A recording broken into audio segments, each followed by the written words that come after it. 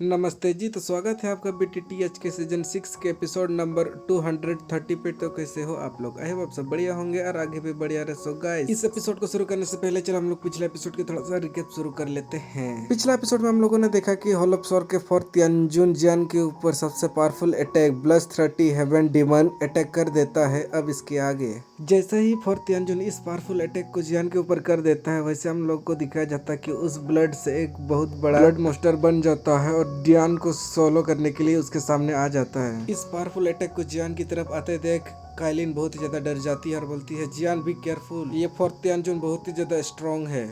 इसके बाद हम लोग का सीन फोर्थ तियानजुन के ऊपर शिफ्ट हो जाता है, जहाँ पर फोर्थ तियानजुन बहुत ही ज्यादा गुस्से में बोलता है, जियान गो टू हेल।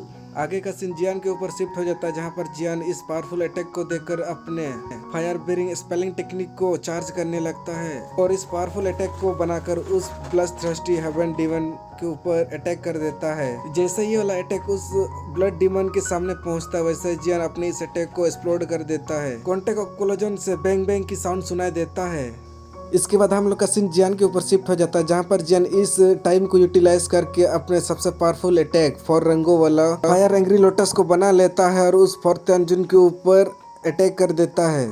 और इस एंग्री बुद्धा लोटस से बहुत ही टेरिफाइंग पावर एनर्जी सेंस होता है, जिसको फोर्थ तियानजुन सेंस करके बहुत ही ज्यादा डर जाता है और अपने आप को प्रोटेक्ट करने के लिए एक पावरफुल शील्ड ब्लड डेविल रूप को बना लेता है और अपने बॉडी को ब्लड से कवर कर लेता है। और बुद्धा एनाइलेशन लोटस और फोर्थ तियानजुन के बीच कोलाइड हो जाता है। हेड ऑफ कोलोजन से एक बैंग साउंड सुनाई देता है। इसके बाद हम लोग को दिखाई पड़ता है कि फोर्थ तियानजुन इस एनाइलेशन लोटस से बहुत बुरी तरह जल जाता है। इसके बाद हम लोग का सीन जियान के ऊपर शिफ्ट हो जाता है, जहाँ पर जियान बोलता है कि जो भी मेरे यान अलायंस पे नजर डालेगा मैं उसका घोड़ी बना के ही दम लूंगा। इसके बाद हम लोग का सीन तियानहुआ जुंजे और जियान के सेकंड ब्रदर के ऊपर शिफ्ट हो जाता है, जहाँ पर ये लोग इस पावरफुल अटैक को देख के बहुत ही ज्यादा सरप्राइज हो जाते हैं। इसके बाद हम लोग का सीन होलोप्सोल के फोर्थ तियानजुन के ऊपर शिफ्ट हो जाता है, जहाँ पर फोर्थ तियानजुन इस पावरफुल अटैक से जमीन के अंदर 2 फीट नीचे गड़ जाता है और अपने स्टोरेज रिंग से एक एनर्जी क्रिस्टल को निकाल के उसे ब्रेक कर देता है। इसके बाद हम लोग का सीन जियान के ऊपर शिफ्ट हो जाता है, जहाँ पर जियान बोलता है कि अरे फोर्थ तियानजुन इतने जल्दी काहे भाग रहे हो, मैंने अभी तुमको घोड़ी नहीं बनाया है, अभी तो बहुत कुछ बाकी है, इतना जल्दी भागो नहीं। और जियान अपने दुकी का एक पावरफुल अटैक बनाकर उस फोर्थ तियानजुन के ऊपर अटैक कर देता है। इसके बाद हम लोग का सीन प्रोफाउंड लाइन सेक्ट के बंदे के ऊपर शिफ्ट हो जाता है, जहाँ पर प्रोफाउंड लाइन सेक्ट के हंटर अपने लीडर को हत्या देख वहां से भागने लगते हैं, बट जियान बहुत ही रुतलेस तरीके से अपने फ्लेम को निकाल के उन सारे बंदे को वहीं पे जला के राख कर देता है। इसके बाद हम लोग का सीन नेक्स्ट सीन के ऊपर शिफ्ट हो जाता है, जहाँ पर हम लोगों को दिखाया जाता है कि जियान होलोप्सोल के फोर्थ तियानजुन के ब्लड डिमन के ऊपर खड़ा हुआ था और एक गुस्से आवाज में बोलता है कि जो भी मेरे यान अलायंस में नजर डालेगा मैं उसको जिंदा नहीं छोड़ूंगा। इसके बाद हम लोग का सीन यान अलायंस के मेंबर के ऊपर शिफ्ट हो जाता है, जहाँ पर ये मेंबर जियान को चीयर अप करते हैं और बोलते हैं हम लोग का अलायंस शिप बहुत ही ज्यादा पावरफुल और बहुत ही ज्यादा हैंडसम है। इसके बाद हम लोग का सीन क्वीन मेडुसा और जाजा के ऊपर शिफ्ट हो जाता है, जहाँ पर जाजा बोलती है कि डैडी डैडी इज गुड और चिंगलिंग भी बोलती है कि जियान तो बहुत ही ज्यादा पावरफुल और बहुत ही ज्यादा औसम है।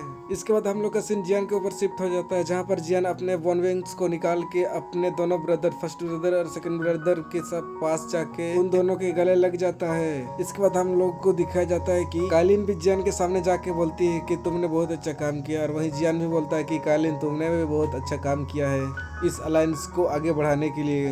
और जाजा भी काइलिन की गोदी से नीचे उतर के जियान के पास जाने लगती है और बोलती है कि डैडी। इसके बाद हम लोग जियान को देखते हैं, जहाँ पर जियान जाजा को अपने गोदी में उठा के बाहों में उठा लेता है। इसके बाद हम लोग का सीन जियान के सेकंड ब्रदर के ऊपर शिफ्ट हो जाता है, जहाँ पर जियान के सेकंड ब्रदर जियान से पूछते हैं कि ये लिटिल गर्ल क्या बोल रही है, क्या तुम सच में इस लिटिल गर्ल के पापा हो। इसके बाद हम लोग का सीन जियान के फर्स्ट ब्रदर के ऊपर शिफ्ट हो जाता है, जहाँ पर फर्स्ट ब्रदर बोलते हैं कि हमें साउक्लन के रीति रिवाज के अनुसार हमें इस साउक्लन में एक वेडिंग ऑर्गेनाइज करना पड़ेगा। और इस शब्द को सुन के जियान और कालीन बहुत ही ज्यादा गुस्सा हो जाते हैं और बोलते हैं कि क्या बोल रहे हो तुम, ऐसा कुछ नहीं है, ये एक मिसअंडरस्टैंडिंग है। इसके बाद हम लोग का सीन चिंगलिंग के ऊपर शिफ्ट हो जाता है, जहाँ पर चिंगलिंग जियान की इस बात को सुनकर बहुत ही ज्यादा चौंक हो जाती है और बोलती है कि योंग मास्टर का तो एक बेबी भी है।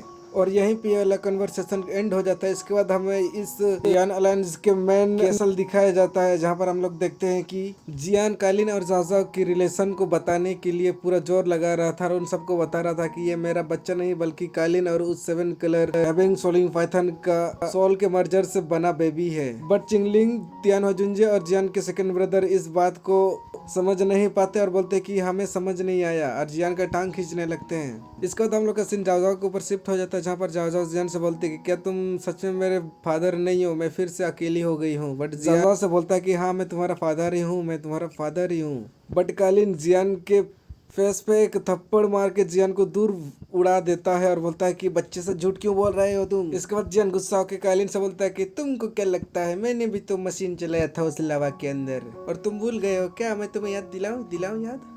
आगे हमें जियान दिखाया जाता है, जहाँ पर जियान फर्स्ट ब्रदर और सेकंड ब्रदर की बात को सुन के बहुत ही ज्यादा इरिटेट हो जाते हैं और बोलते हैं कि तुम दोनों बेशरम। इसके बाद ये वाला सीन यहीं पे एंड हो जाता है। इसके बाद हमें आगे का सीन दिखाया जाता है, जहाँ पर हम लोगों को दिखाया जाता है कि जियान मैन हॉल पे जाके एक चीज अनाउंस कर देता है कि जितने भी इस यान अलायंस के हिल हाउस के मेंबर है उन सारे मेंबर को कल सुबह यान अलायंस के अखाड़ा पे आना पड़ेगा। मैं वहाँ सबके सामने एक टियर 8 के मेडिकल पिल को रिफाइन करूंगा। अगर वहाँ कोई पिल हाउस के मेंबर नहीं आएंगे तो मैं इस अलायंस से उसको एक्सपेल कर दूंगा। और ये सारी बातें जियान पिल मास्टर गुहे और फामा को बता रहे थे।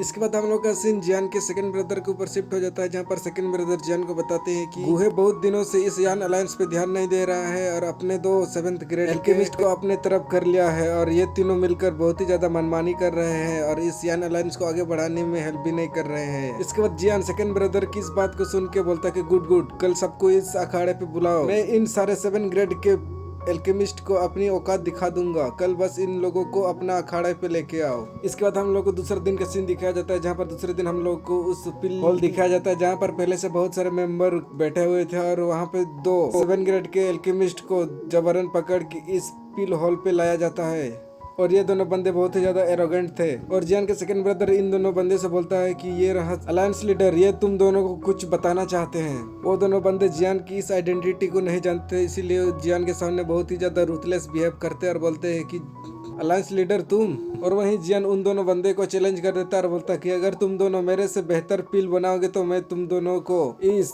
पिल हॉल का चीफ बना दूंगा। अगर तुम दोनों मेरे इस कंपटीशन में अगर हार जाओगे तो तुम दोनों को इस पिल हॉल से डिस्पेल किया जाएगा।